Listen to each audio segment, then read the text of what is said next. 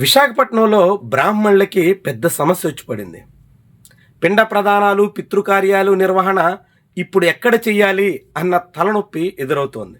విశాఖపట్నం నగరంలో సుమారుగా 1.5 నుంచి 2 లక్షల మంది వరకు బ్రాహ్మణ కులస్తులు ఉంటారు అనే అంచనా ఉంది. అలాంటి పెద్ద సంఖ్యలో ఉన్న బ్రాహ్మణులకి 1902 సంవత్సరంలో ఒక వ్యక్తి దానం చేసినటువంటి భవనంలో పిండ ప్రదాన కార్యక్రమాలు సాగుతున్నాయి.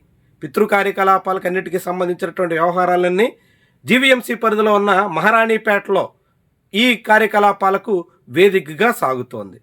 అలాంటి సందర్భంలో తాజాగా ఆ భవనానికి తెలుగుదేశం పార్టీ కార్పొరేటర్ తాళాలు వేసేశారు.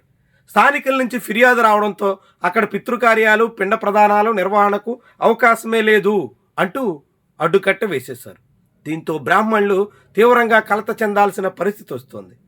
తామంతా ఎంతో అభిమానంతో తెలుగుదేశం పార్టీకి అండగా ఓట్లేస్తే బ్రాహ్మణ కులస్తుడైన సీతంశెట్టి సుధాకర్ ఇప్పుడు వైజాగ్ సౌత్ టీడీపీ ఇన్ఛార్జిగా ఉంటే ఆ పరిధిలోనే బ్రాహ్మణులకు అన్యాయం చేస్తారా అనే వాదన విశాఖ బ్రాహ్మణుల నుంచి వినిపిస్తుంది.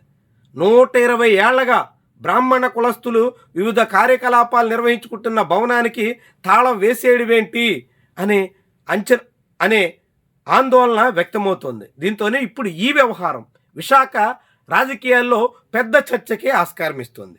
విశాఖపట్నంలో బ్రాహ్మణులు ఉన్న సంఖ్య రీత్యా వాళ్ళ పిండ ప్రదానాలు, ఇతర కార్యకలాపాలన్నీ నిర్వహించుకోవడానికి ప్రత్యామ్నాయ స్థలం చూపించకుండానే ఈ భవనానికి తాళం వేసేసినటువంటి వైనమే చాలామందిని కలవరపరుస్తోంది.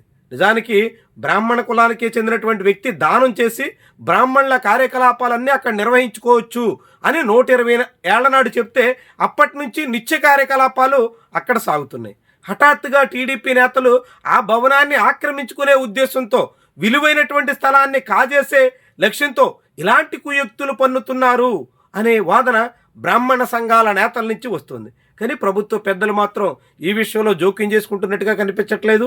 నేరుగా అధికార పార్టీ కార్పొరేటరే తాళాలు వేసేసి బ్రాహ్మణులందరినీ అవస్థలు పాలు చేస్తున్నా ఎక్కడ పట్టనట్టే వ్యవహరిస్తున్నారు.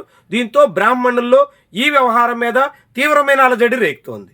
సమస్య పరిష్కరించాలి అంటూ సీతంశెట్టి సుధాకర్ అనే బ్రాహ్మణ కులానికే చెందిన టీడీపీ నేత దగ్గరికి వెళ్తే ఆయన కూడా ఏమాత్రం స్పందించకపోగా బ్రాహ్మణులే కించపరిచేలా మాట్లాడారు అనే వాదన కూడా వస్తుంది. మొత్తంగా ఏమైనా విశాఖలో ఇప్పుడు బ్రాహ్మణులు పిండ ప్రదానాలు, పితృకార్యాలయం వంటివి నిర్వహించుకోవడానికే అవకాశం లేకుండా చేసిన టీడీపీ ప్రభుత్వ పెద్దల వైఖరి చాలా పెద్ద చర్చనీయాంశంగా మారుతోంది. రాజకీయంగా దుమారం రేపుతోంది. వివిధ పార్టీల నేతలు కూడా ఈ విషయంలో టీడీపీ తీరుని తీవ్రంగా తప్పుపట్టేటంత వరకు వెళ్తోంది. జనసేన పార్టీకి చెందినటువంటి పలువురు నేతలు కూడా ఇలా బ్రాహ్మణ పితృకార్యాలను అడ్డుకోవడం ఏంటి అంటూ ప్రశ్నించే స్థాయికి చేరుతోంది. మరి ఈ విషయాన్ని ప్రభుత్వ పెద్దలు పరిగణలో తీసుకుంటారా? విశాఖలో బ్రాహ్మణులు ఎదుర్కొంటున్నటువంటి సమస్యను గుర్తించి పరిష్కరించే ప్రయత్నం చేస్తారా? బ్రాహ్మణులు ఇలాంటి అవస్థలు పడుతున్నటువంటి తరుణంలో వాళ్ళ అవస్థల నుంచి గట్టెక్కించడానికి తగ్గట్టుగా నిర్ణయాలు తీసుకుంటారా? ఇవన్నీ కూడా ఇప్పుడు ముఖ్యమైనటువంటి అంశాలు.